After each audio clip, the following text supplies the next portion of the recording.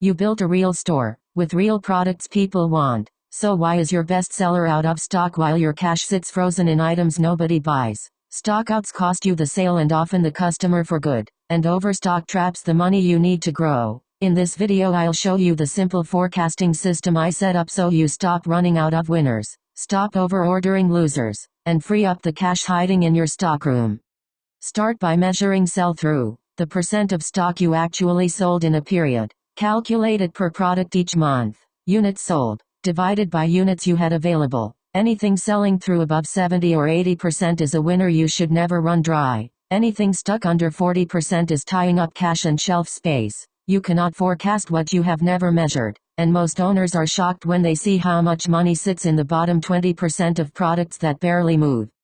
Next, set a reorder point for every product that matters, so you order again before you run out, not after. The math is simple. Take your average daily sales, multiply by your supplier lead time in days, then add a safety buffer for the week's demand spikes. When stock hits that number, you reorder, automatically if your system allows. This one change ends the panic restocks and the lost sales that come from finding out you are empty only when a customer tries to buy. Replace gut feeling with a number you can trust.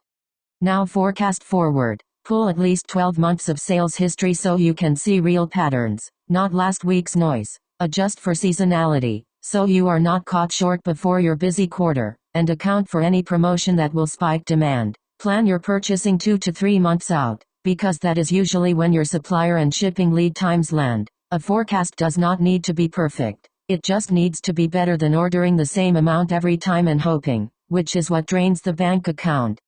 Safety stock is your insurance against surprise demand and slow suppliers, but more is not better. Carry a deeper buffer on products with long or unreliable lead times, where running out really hurts. Carry far less on items you can restock in days. The goal is to protect your best sellers without freezing cash in everything. I see stores hold months of buffer on slow movers and almost none on their winners, which is exactly backward. Put your safety stock where a stockout would cost you the most, and nowhere else. Finally, free the cash you already have trapped. Find the dead stock, the bottom items that have barely moved in 90 days, and clear it with a bundle or a discount, even at a thin margin. Stale stock rarely gets more valuable. Then take that recovered cash and pour it into the winners you keep running out of. Track your inventory turns each quarter so you can see the money moving faster. Healthy stores turn stock several times a year. Cash that keeps cycling into proven sellers is how a store grows without new debt.